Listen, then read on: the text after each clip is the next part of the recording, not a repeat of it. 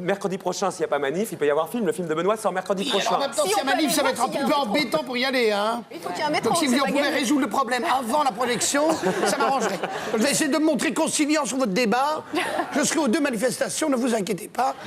Je retourne ma veste à la vitesse de l'éclair. Alors, allons-y, monsieur. On va remercier Arlette Laguillet déjà. Oui, alors bravo Arlette pour votre combat. Bravo à tous de vous être déplacés. Merci Arlette Laguillet, merci Fabien, merci Sophie. Les deux mondes ne sortent pas demain. Bravo à vous. Mais vous ne pouvez pas dire bravo à tout le monde, c'est pas possible. Si, Benoît. parce que du moment qu'il y a un combat, il y a quelque chose d'héroïque. Hein, il n'y a pas de gagnant, il n'y a pas de vainqueur. On se bat pour les... Ils sont des gens qui se battent pour les autres. Ils sont, à mes yeux, ils sont héroïques.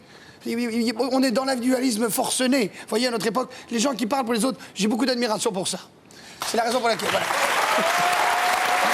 Alors on va se battre pour le film de Benoît aussi. Les deux mondes, il sort pas demain, il sort la semaine prochaine. En espérant que le conflit soit réglé d'ici là. Oui. On en passe quelques images, Benoît? Oui, alors pas quelques images, une bande-annonce, j'ose espérer. Sans cela, je vous casse les rotules. La bande-annonce, avant d'être... avoir 2 rotules pétées. Merci à vous deux. Je suis amoureuse de quelqu'un d'autre. Je veux divorcer. Tu couches avec lui? Pas encore. Tu oses me dire pas encore? Tu te rends? Il est en bas, je fais moins de bruit. Tu peux nous entendre. Bon, le café doit être prêt. Je vais y aller. Non, laisse. Toi, tu vas pas y arriver. Minou? Maman? Je crois qu'on a un problème avec Minou. Ah, maman! Je m'enfonce! Maman? Minou? Qu'est-ce que c'est que ce bordel? Je suis en train de rêver, vous n'êtes pas réel, hein? Vous n'êtes pas réel, hein? Ah si, j'ai eu le sentiment que j'étais aspiré par le sol. Le temps s'arrête et je suis propulsé dans un autre espace. Vous êtes en train de tuer un des nôtres. Sans vous, on est perdu. C'est vraiment pas moulot pour moi, je vous assure. Mais l'élu n'est pas obligé de savoir qui l'est au début. Ouais, mais il est pas lui. Allez, les esclaves, on rentre à la maison maintenant. Sans vous, on est perdu. Non, pas maintenant! Il faut nous aider à partir. Et c'est pas vrai, hein. Mais après ça, vous me lâchez la grappe, hein. D'accord, maître. Ne me forcez pas à réveiller la bête qui est en moi. J'ai pas bien compris. Tu es qui? Excusez-moi, mais vous avez vos cheveux dans ma bouche. L'art de la guerre de Sun Tzu, c'est chinois. Il y a tout ce qu'il faut savoir pour mener une guerre. Kéo, pose immédiatement cet archer. Allez, Va t'amuser avec la friteuse. c'est l'heure de la bataille! C'est l'heure de combattre pour notre liberté! Vous pensez qu'un gilet pare-balles, ça arrête les lances? Je pourrais me trouver 2 autres filles pour... Tu sais quoi? Prends-en 4. Voici l'épée que nos ancêtres ont fabriquée en secret. Dali! Prends-en 6. Je t'ai jamais vu comme ça. Eh ben, j'ai changé. Et voilà. On va gagner! Vous avez quelle expérience? Je sais gérer les conflits entre les peuples. J'ai gagné des guerres. On sort son fion du sable! Oui, mais politique. T'es sous ma gueule, là! Hein? Coucou! Qui veut s'en branler du matin? Et c'est Benoît Poulvorde qui nous revient enfin.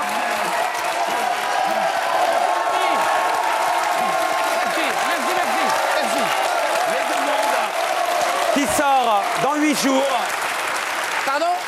Je disais les deux mondes, Benoît, qui sort dans 8 jours. Oui, dans 8 jours, oui, Un le film 21 familial novembre. dont on va parler dans un instant. Vous allez nous raconter un peu votre parcours. Vous dites pour ce film a redonné le goût du cinéma. C'était en avril dernier. Oui. Et j'en avais bien besoin. C'est une cure de jouvence. Hein. C'était une cure de jouvence parce que je sortais d'un film extrêmement long et fastidieux. Astérix, et qui était très difficile parce que c'est une très grosse machine.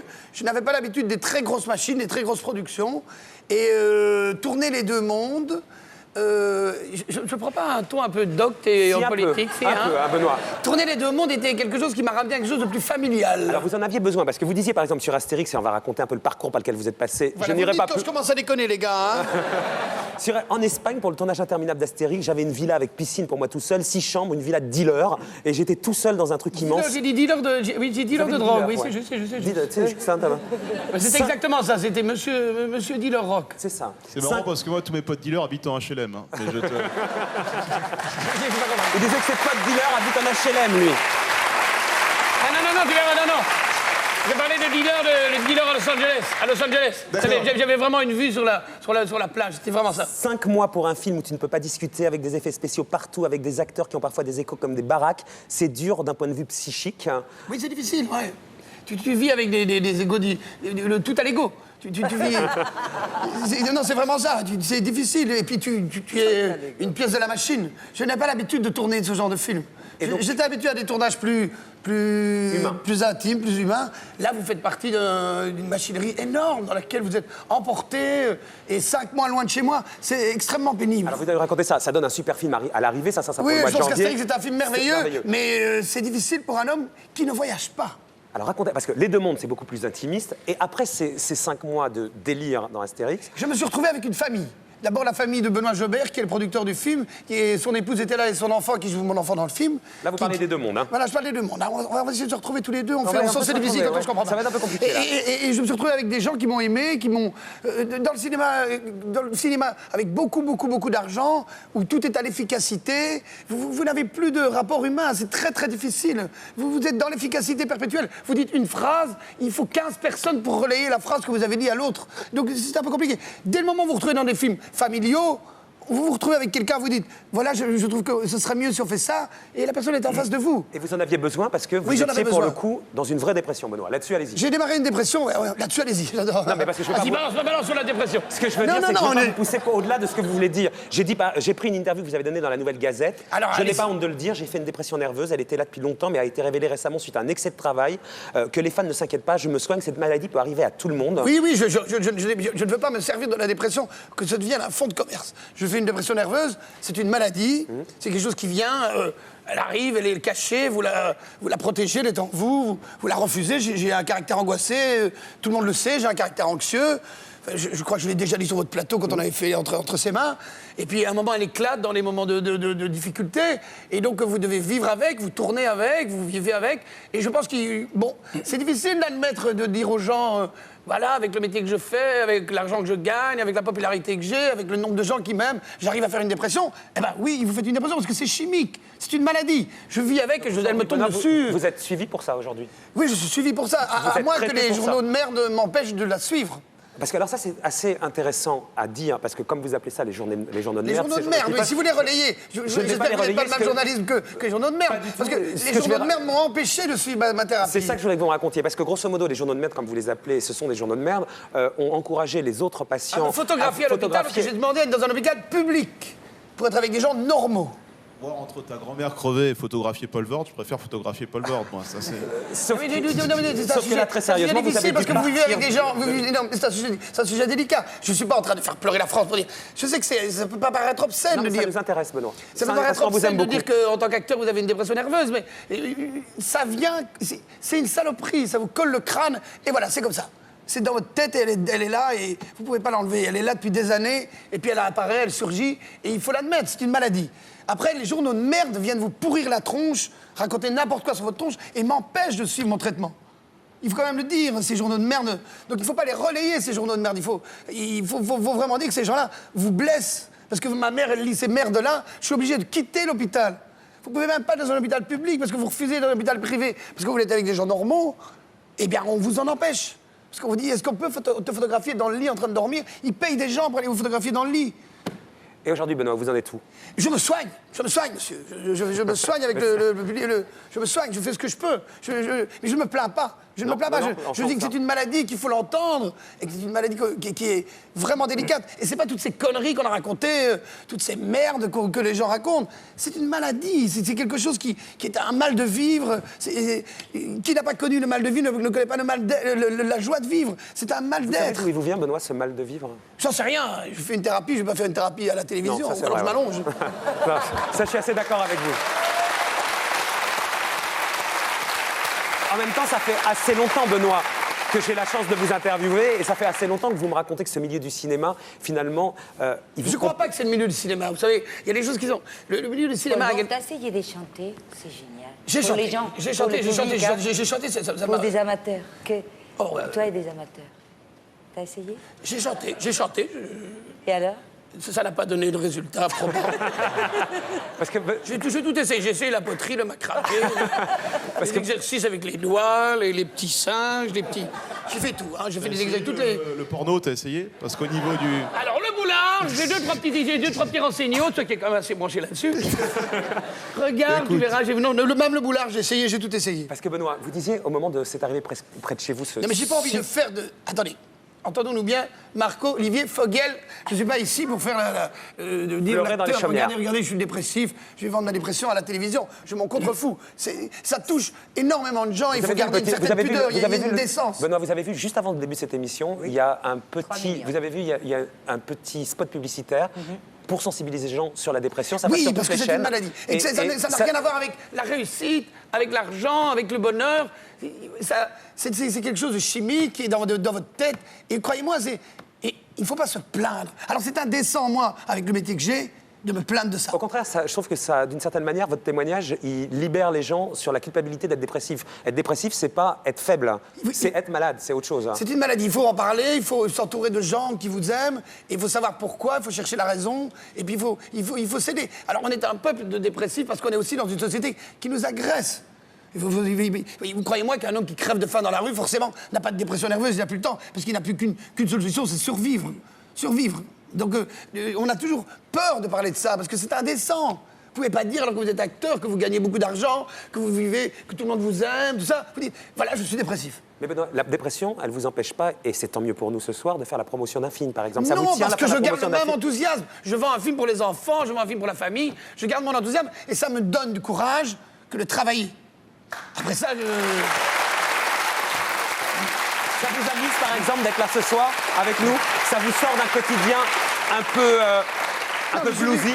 Je suis venu créatif. Je ne vous le cache pas, je suis venu créatif dans la mesure où je me méfie de la télévision qui est une sorte de soupe un peu qui mélange la sensiblerie et le... Je comprends, ouais. Et voilà, vous comprenez, à un moment, vous dites, on va tout mélanger, cinéma, film marrant. Et pour le réalisateur, je suis pas là pour parler de ma dépression. Je suis là pour parler d'un film drôle, amusant, et ça n'a rien à voir avec ma dépression. Et vous savez que les gens qui regardent la télévision et qui vous aiment, de vous voir comme ce soir, c'est-à-dire assez... Je suis pas malheureux, est-ce que j'ai l'air malheureux? On a envie de venir vous voir au cinéma aussi. On a envie de vous voir, vous transmettez ça en vous racontant. Je crois pas que c'est en parlant de ma dépression que je donne envie aux gens d'aller voir au cinéma. En ayant un lien assez fort avec les téléspectateurs. Mes poumons, je pense que la seule photo normale serait de photographier mes poumons. Vous voulez qu'on photographie vos poumons? Non, mais je dis parfois, la vérité n'existe pas chez quelqu'un qui parle. Sauf si on photographie ses poumons ou la photographie de mon cerveau. En même temps, vous savez très bien que quand on parle, même si on ne dit pas tout le temps la vérité, il y a une émotion qui passe. Et dans les émotions, il y a une vérité. Il faut vous méfier des émotions. Hein. Les émotions sont menteuses. Pas toutes. Pas toutes, mais la télévision chope des choses qui ne sont pas toujours la vérité. C'est-à-dire que vous captez des choses qui est de l'ordre de la sensiblerie. Pas nécessairement Parler n'est pas penser. Et parfois, j'ai l'impression qu'on tourne le discours toujours vers une espèce de centre névralgique de la sensibilité qui ne rend service à personne parce qu'on simplifie les choses. Là, ce soir, vous avez l'impression d'avoir simplifié votre mallette, non? Non, ce soir, j'ai l'impression de ne pas avoir rendu service à mon réalisateur.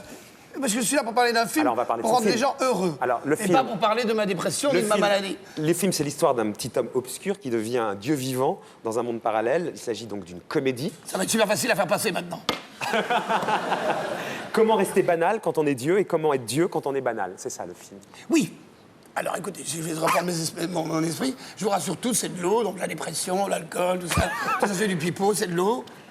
Je confirme. Bah, non, Maud, elle picole vachement, alors elle sait plus. Elle m'a dit en bateau, j'étais tout le temps, je rame, puis bon alors, c'est l'histoire de quoi? C'est l'histoire d'un petit homme un petit homme ordinaire, un petit homme sans ambition. Ouais. Parce que croyez-moi, c'est dans la reconnaissance de ces échecs qu'on retrouve l'estime de soi. C'est une phrase qui est dans un film que j'ai fait qui s'appelle Cowboy et que j'espère que vous aurez l'occasion de voir. Le 5 décembre. Monsieur Fogel. Le 5 décembre, Monsieur Poulvord. On dit que c'est votre Ciao Pantin.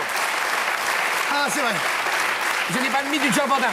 Et c'est un film qui parle d'un petit homme, voilà, sans ambition, qui devient un roi, alors qu'il n'a pas du tout envie d'être un roi et qu'il doit défendre un peuple, alors qu'il n'a absolument envie de défendre personne.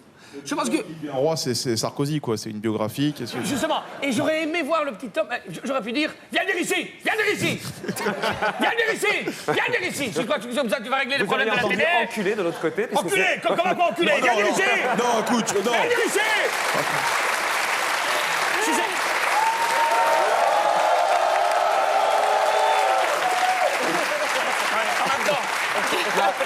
En même temps, tout peut s'expliquer. Si c'est comme ça que tu crois que tu vas résoudre les problèmes de la télé...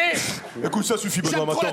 Tu fais ton cirque à chaque fois que tu viens ici, c'est la même chose. Tu prends tes affaires et tu dégages. Ça commence à bien faire. À chaque fois tu es là, écoute, tu fais ton cirque, moi j'en ai ras-le-bol. C'est ça. Je chiais la nuit, je chiais le jour, je chiais partout, je chiais toujours. Un classique, un classique. Je suis ne fan de partirai tout ce jamais que d'un tu plateau fais. de télé parce que Merci. nous sommes nombreux et je suis avec vous. Donc Benoît, le film Les Deux Mondes que vous venez défendre, c'est une bonne comédie pour le coup. Un peu un conte. Hein. C'est un conte pour enfants, c'est un conte qu'il faut regarder comme un enfant et apprécier comme un adulte. Et réfléchir comme un adulte. Parce que un homme modeste, sans ambition, parce qu'on a le droit de ne pas avoir d'ambition, comme dit Daniel Cohen, le réalisateur, devient un roi dans un monde pour lequel on lui demande, parce qu'il par un concours de circonstances, je pense que mon histoire ne va plus intéresser personne du tout, j'ai l'impression qu'il y a une espèce de blanc. Pourquoi? On vous écoute, mais alors les caméras de Dominique Colonna vous filment de très près. Oui, c'est vrai, oui, j'ai remarqué. De très très près. Hein. Oui, il fait un film, voilà. Et puis il devient le roi d'un monde sur lequel il n'est absolument pas disposé. On lui demande d'être le sauveur d'un monde où il n'est absolument pas préparé à être le sauveur. Voilà. S'il ne le fait pas, il est bouffé par un cannibale qui mesure 4,50 m, qui a des problèmes de peau et qui est borgne. Non, qui est aveugle. Non, mais c'est la réalité du film, là. Vous marrez, Roland, mais c'est ça, le film. Voilà. Mais comme vous m'avez pris sur le truc avant, je suis un peu détourné. C'est à moi de répondre, là? Non, c'est à vous de me présenter vos excuses. Je vous présente mes excuses, Benoît. Vous devriez le faire. Parce que Complètement. Voilà, oui, sincèrement, vous devriez le faire. Alors, je disais donc que le film Les Deux Mondes, qui sort dans 8 jours, oui, tient sur vraiment votre performance d'acteur excellent, où vous êtes dans les deux mondes, le petit homme obscur et le roi. Et à partir de là, il y a une forme de, comment on peut dire, de leçon à tirer du film. Non. Si. Ici, il y avait... Non, sur le bonheur. Il y avait des leçons à tirer du cinéma, on sont tous des professeurs, il n'y en a pas beaucoup dans le cinéma. Non. Sur le bonheur, Benoît. Pardon? Sur le bonheur. Sur le bonheur. Ah oui, vous savez, il y a quelqu'un qui a dit, si la vie était une maison, la plus grande pièce serait la salle d'attente, ce serait le bonheur. Je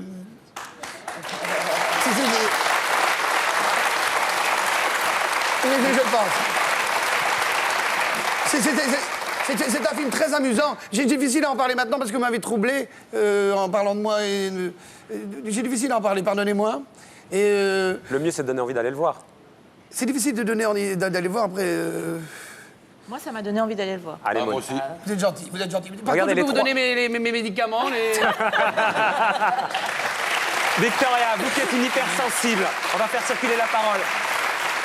Il vous inspire quoi, l'ami Benoît? Ah bah, il a craqué. Vous avez craqué? Il est à croquer et à craquer. Roland, vous qui êtes... Je le trouve fabuleux. Non, sérieux, je le trouve fabuleux, mais c'est pour de bon que j'irai voir le film. Vous êtes gentil, n'y allez pas par pitié. Hein. Il est chier. Vous, Maud. Je vais aller mendier un petit peu avec un vêtement. Arlette, j'arrive. Maud, vous êtes à côté de lui. Remontez-lui le moral. On sent qu'il s'en veut un peu de s'être confié, alors qu'au contraire... C'était pas du tout larmoyant et pas du tout misérabiliste. De venir faire un break en mer avec moi. On en parlait. Oui, alors on en parlait tout à l'heure. Je lui demandais comment c'était de pouvoir rester seul si longtemps. À qui on parlait, on parle à soi. Il y a un débat sur les sextoys à la fin. On s'expliquera en fait comment ça se passe. Je ne serai pas là. Et donc, Maud, vous prenez date avec Benoît? Ah oui, pas de problème. Une aventure en double. Moi, j'en ai un petit peu marre du solitaire. Et non, puis, je trouve ça merveilleux parce qu'elle m'en parlait tout à l'heure. Elle parle si longtemps. Je me demande, mais comment on a une telle richesse intérieure pour pouvoir se nourrir de Elle pleure du beaucoup silence. en même temps, hein, en mer. Elle va raconter, mais elle pleure beaucoup, beaucoup, beaucoup. Hein. Oui, je serais très, très, très curieux de savoir. Et je fais pas très bien la cuisine. Je mange de la nourriture en poudre. Je sais pas si alors ça, vous êtes frappé à la bonne porte, moi je manque des knackis, alors... C'était quoi? C'est quoi, ça? Des knackis sont des petites saucisses qui ressemblent à des couilles de chien. Benoît, vous êtes une légende du cinéma. Vous le prouvez dans le film dans 8 jours, puis il y a Cowboy le 5 décembre, et puis après il y a Astérix. Vous avez vu, ça c'est les photos, les plus belles photos qui sont parues dans Studio Magazine. Ah Jean-Pierre Lavoigna vous l'a dédicacé, l'ex-patron de Studio, regardez. Ah bon, c'est vrai? C'est pour vous, c'est magnifique comme livre. C'est gentil, merci Jean-Pierre Lavoigna. Si vous pouvez le lire, c'est personnel, mais on peut le partager. Très gentil. Merci Jean, où est les caméras? La caméra de Dominique, là-bas. La dédicace est très gentille pour nous montrer qu'il n'est pas seul. Et, écoutez, la France entière va se dire, mais pauvre garçon, il vit dans une crèche. Merci beaucoup Jean-Pierre. Je ne suis pas seul, je sais que je ne suis pas seul. Je suis entouré du public qui m'a beaucoup aimé. Mon Dieu.